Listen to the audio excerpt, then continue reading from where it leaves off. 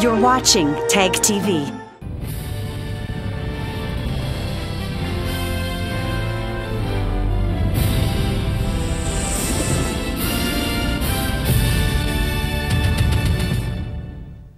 Good evening. Welcome to South Asia Newsline. I'm Lipakshi Khurana. Here are the top stories we're tracking for you on Monday, the 12th of November. Indian Prime Minister inaugurates key development projects in northern India.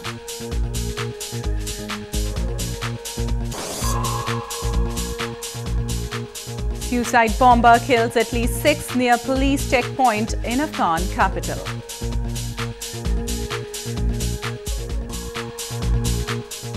And Myanmar government says ready for return of Rohingyas.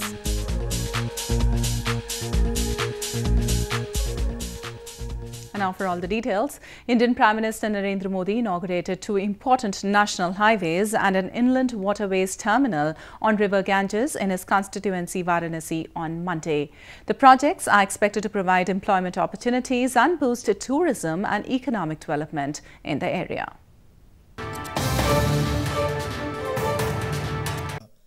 Indian Prime Minister Narendra Modi inaugurated 2 important national highways and an inland waterways terminal on River Ganges in Varanasi city of northern Uttar Pradesh province on Monday. The total length of the 2 highways is nearly 21 miles and will link Varanasi to the airport and go on to Jaunpur, Sultanpur and Lucknow. In a major push to India's inland waterways transportation sector, Prime Minister Narendra Modi also received a large container vessel travelled for the first time on inland waterways in country. The inland water terminal on the River Ganges in Varanasi is the first of the 4 multi-modal terminals being constructed on River Ganges. आज जल, थल, नभ तीनों को ही जोड़ने वाली नई ऊर्जा का संचार इस क्षेत्र में हुआ है। साथियों, अब से कुछ देर पहले मैंने नदी मार्ग से पहुंचे देश के पहले कंटेनर वेसल का स्वागत किया। The development projects are expected to provide a big relief to the people of Varanasi and to tourists and other visitors to the city.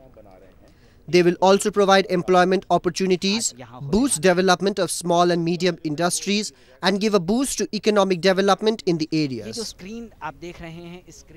Security forces gunned down a terrorist in an encounter in Handwara town of India's Jammu and Kashmir province on Sunday. The slain terrorist was identified as a member of Pakistan-based Jaish-e-Mohammed terror group.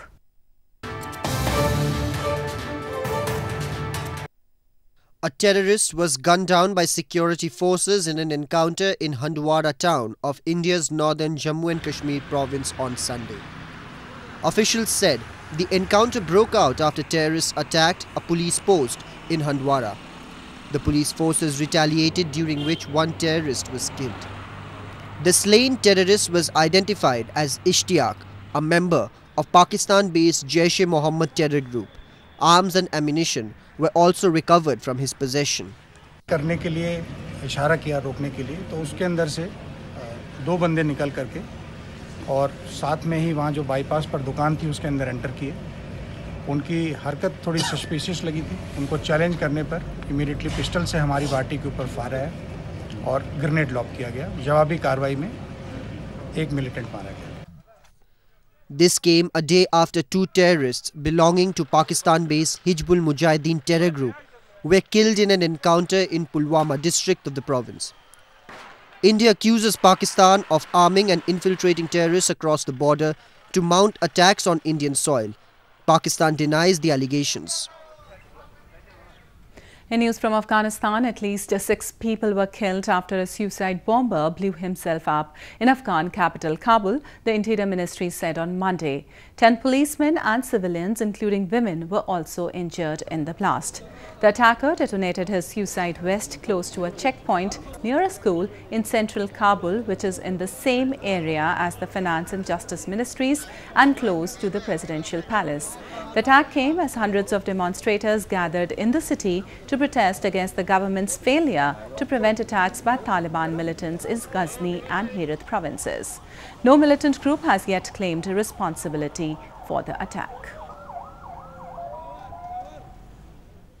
And more news from Afghanistan. A Taliban splinter faction on Sunday said Moscow meeting on Afghanistan's peace was a lie. The remark by the group came 2 days after a meeting in Moscow took place where representatives of the Taliban and envoys from 11 countries, including the United States, exchanged views on the prospects of peace in Afghanistan. A splinter faction of the Taliban led by Mullah Abdul Manan Niazi on Sunday said the recent Moscow meeting on peace in Afghanistan was a lie. This came 2 days after a meeting in Moscow where representatives of the Taliban and envoys from 11 countries, including the US, exchanged views on the prospects of peace in Afghanistan. A delegation from Afghanistan's High Peace Council or HPC also attended the meeting.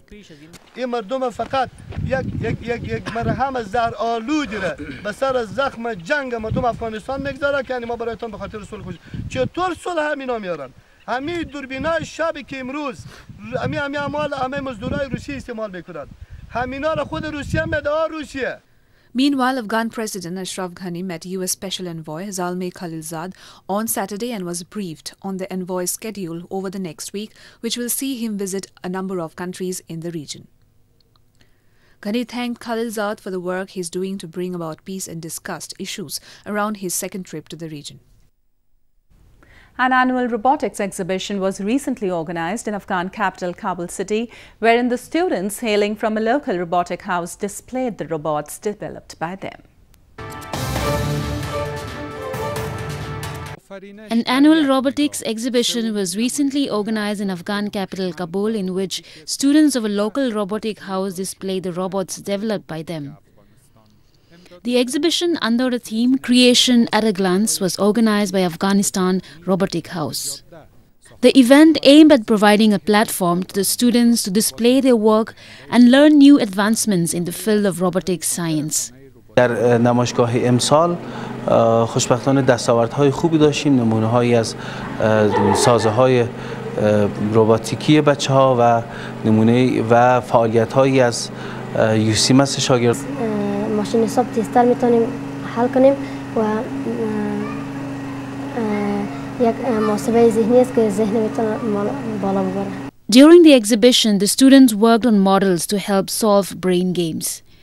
They said some of the robots have the ability to identify injured persons, can carry loads of goods at airports, and can carry soil and play games similar to football. A 33-member group of students of the robotic house would go to Indonesia to take part in an international robotic competition in the near future. Moving on to news from Sri Lanka. Sri Lanka's new Prime Minister Mahinda Rajapaksa and 44 former lawmakers on Sunday defected from the party led by President Maithripala Sirisena, splitting with the president barely 2 weeks after he installed Rajapaksa in office. This came after President Sirisena dissolved parliament on Friday night and called a general election for January 5th.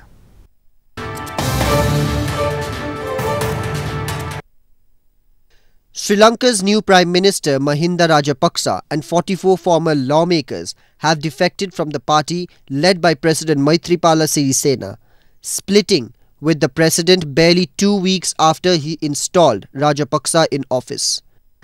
This came after President Sirisena dissolved parliament on Friday night and called a general election for January 5th in a move that has drawn international criticism, as it is likely to deepen the country's political crisis. Rajapaksa and 44 lawmakers of the Sirisena-led centre-left Sri Lanka Freedom Party on Sunday joined Sri Lanka Podu Jana Perimuna or SLPP a political party formed in 2016 by Rajapaksa's younger brother, Basil, a former economy minister. Many Colombo residents said an election was the only way to help put an end to the political crisis, which started after the president sacked the elected Prime Minister, Ranil Wickremesinghe, and replaced him with pro-China leader Mahinda Rajapaksa. Wickremesinghe has refused to vacate the official Prime Minister's residence, saying he is the Prime Minister with parliamentary majority. The dissolution is likely to be challenged in court and further deepen the political turmoil. Top officials in Myanmar government on Sunday said the country is ready to start repatriating Rohingya refugees from Bangladesh this month. This comes after both the countries had agreed last month to begin the repatriation process by mid-November.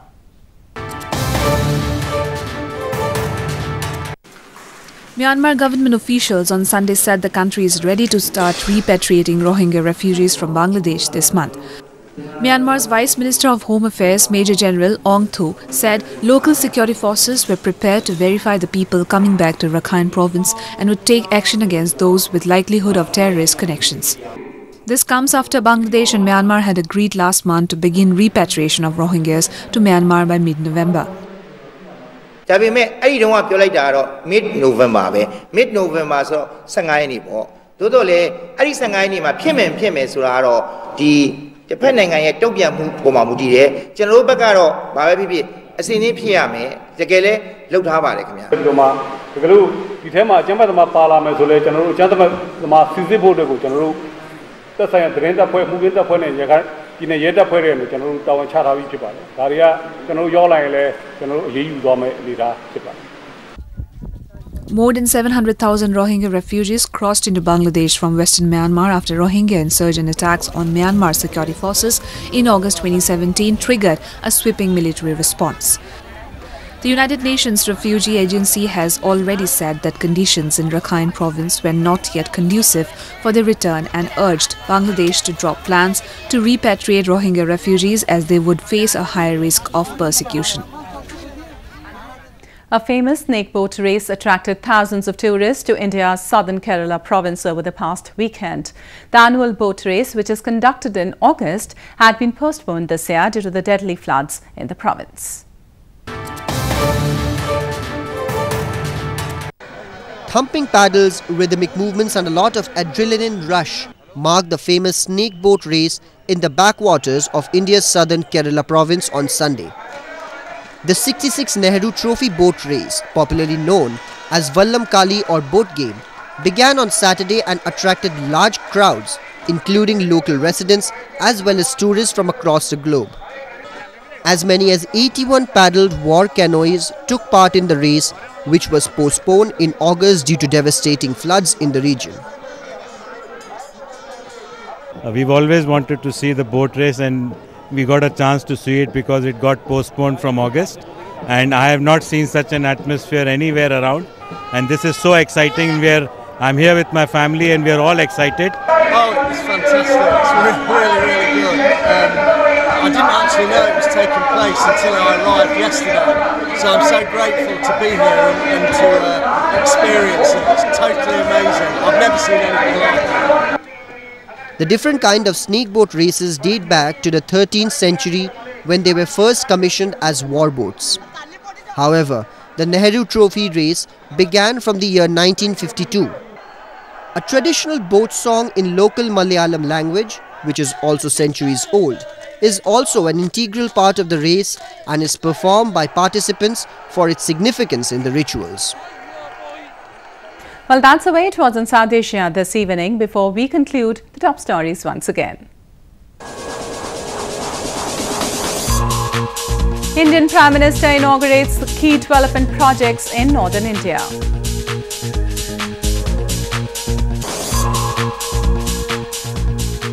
Suicide bomber kills at least 6 near police checkpoint in Afghan capital.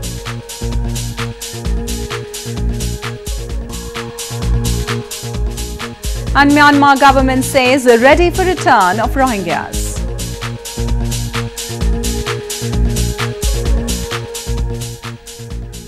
Now our viewers can watch the show on SouthAsiaNewsline.com. You can also visit us on facebook.com/SAsiaNewsline and follow us on Twitter @SAsiaNewsline. That's all in tonight's edition. We'll see you same time tomorrow. Good night.